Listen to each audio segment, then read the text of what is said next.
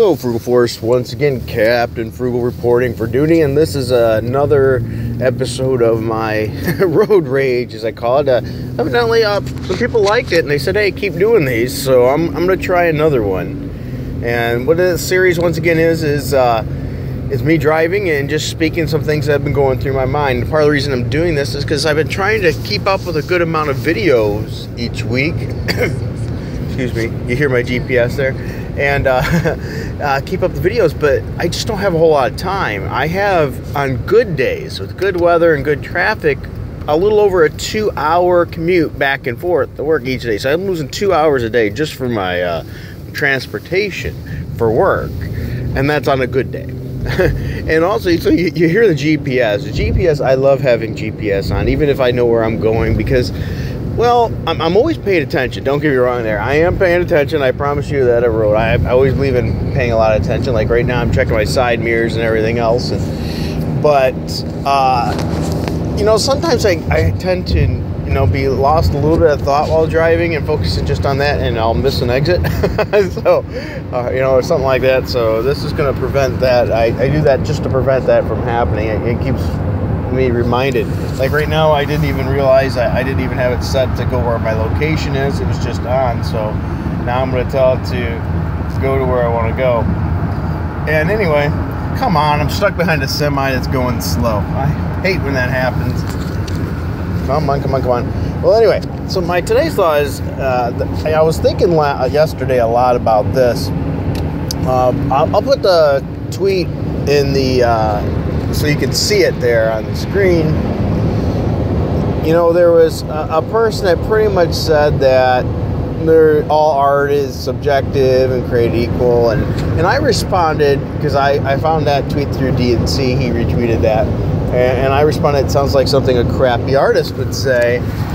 And now, granted, that was that's a little bit, what they say, throwing in shade. I admit that was pretty shady. But there's a reason why, and so I want to talk about that. First of all, there is an element of truth to what he said. Art is subjective. Okay, so I'm going to break this into parts. Okay, so art is subjective by the beholder. One person likes, another person might not. Just like music. Music's a perfect correlation with this. But even with that said, there is what we develop as norms. There's things that we've come to expect, things that are general, that the majority, and once again, majority is not always right, but we tend to have normalcy of agreement on certain things, just not being good. And that leads to the second part. I could draw a stick figure then under that creation idea with a crayon that looks all squiggly, not even with a straight line. And under that theory, then my art is just as good as Ron Friends, Ethan Van Sciver, McFarlane, Ditko. So it's just as good. And we all know that's complete horse crap. It would not be. And because the state of normalcy would not agree with that. The general people of comparisons, because we have comparison analogy. The more we have to compare, the more we draw conclusions. If it was my only reference ever, or a person's only reference ever to that stick figure, they'd probably be fine with it. It'd be like being given McDonald's hamburgers your whole life, and so you think they're good. And then one day somebody cooks you up a fresh, grilled burger on their grill with fresh tomato, fresh cheese, bun, and pickle. It's going to blow you away. It's so much better. So it's comparative. And art has always been comparative. Now the next part I'm going to talk about is the functionality of that. And just so I get a little background of this is, my point with the functionality is you have to know the rules, okay? And then you can break them. And here's what I mean by that too, and this is also going to use the comparative functionality as well. When I was in school, I started school a little early because I was able to read at 3, and so I was a little bit younger. By the time I was in high school too, I had all the credits I needed and everything for high school to graduate, with the exception of one. my high school year, but my school made me have to go to high school because they didn't give me a required course until the last half of the year. So I was stuck going anyway. And they wouldn't change it. And that was back in the days before you could go to college and get college credit for school. So anyway, I took a lot of art classes all the way through because I always liked art and music. I never took band or anything though, because I played in a band and that did me well. But anyway, on the art side, I took a lot of art classes, and when I was in high school too, we had 2 art classes, 1 and 2, and I did really good. As a matter of fact, my teacher thought I was one of the best he's ever had as a student, and he actually created an Art 3 and an Art 4, and they called them independent studies just for me. That challenged me, and I was also an Art A where I helped teach others. Well, and here's when I said the comparative difference here. One time, when the assignment was a 1-point perspective focal point, drawing where it was a focal point. And I wasn't feeling it. I honestly was incredibly lazy that day, and I pretty much drew a dartboard on a wall. Okay? I gave it to my teacher, and he tore it up right in front of my face, and he goes, "I'm not accepting this piece of crap." He goes, and I was like, "What? But I completed the assignment." He goes, "Yes, you completed the assignment, but I'm not accepting this piece of crap." And I said, "Well, but it met the requirements." Yeah, it did. It had the focal point. It met that. But what he says comparatively, he says, "This is something I would expect from a lower level art student." He goes, "From you, I know you can do better." Catch that. Do better. So just because you know that rule, and that's something you need to do, and you need to, as an artist or a musician, need to know the rules. Because also by knowing the rules, then you know when to break them.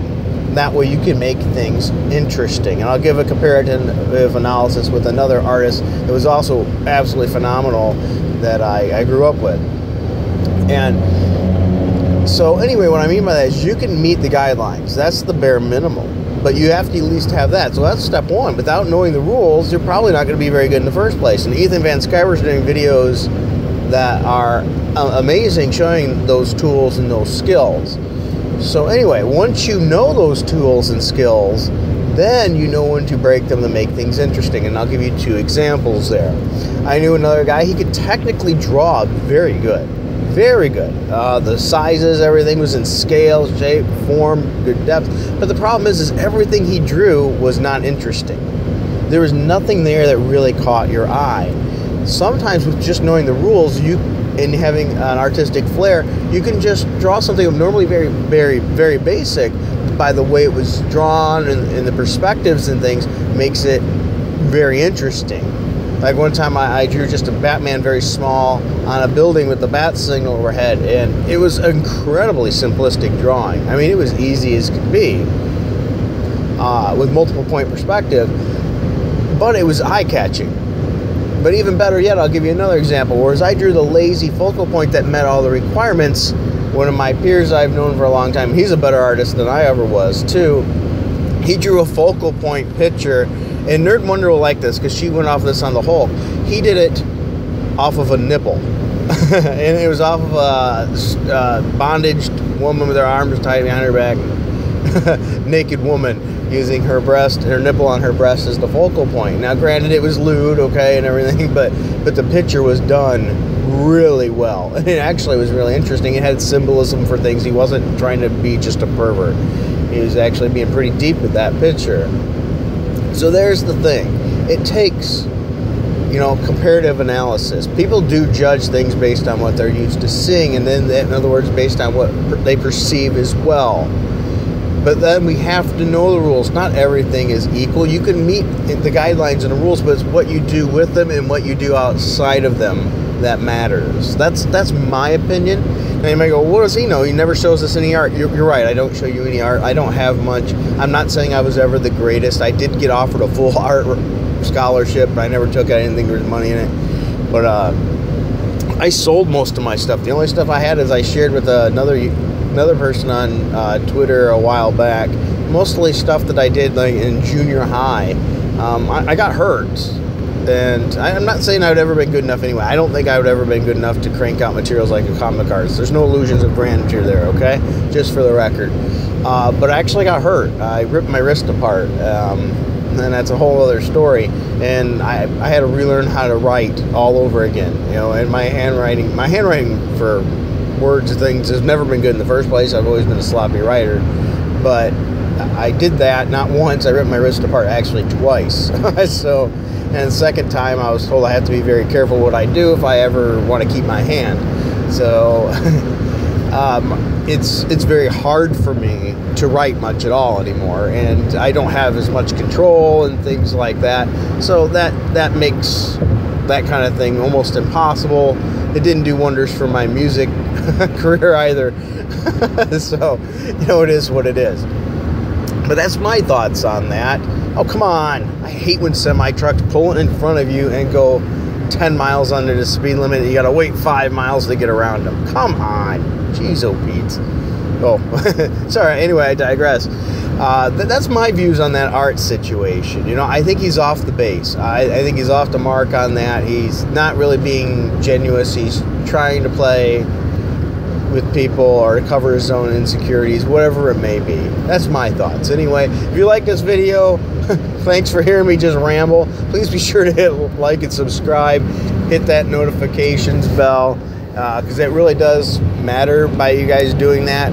I want to see this channel grow. As you see, I don't use the YouTube ad funding there.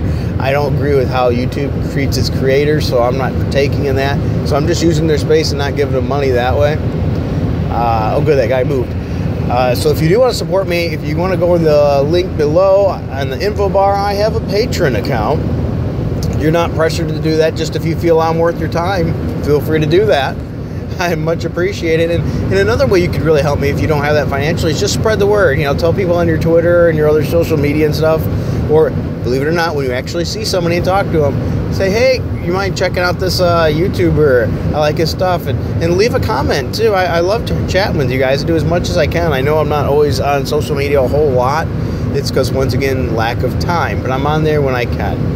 All right? Well, thank you again for taking this time to listen. And until next time, keep it frugal.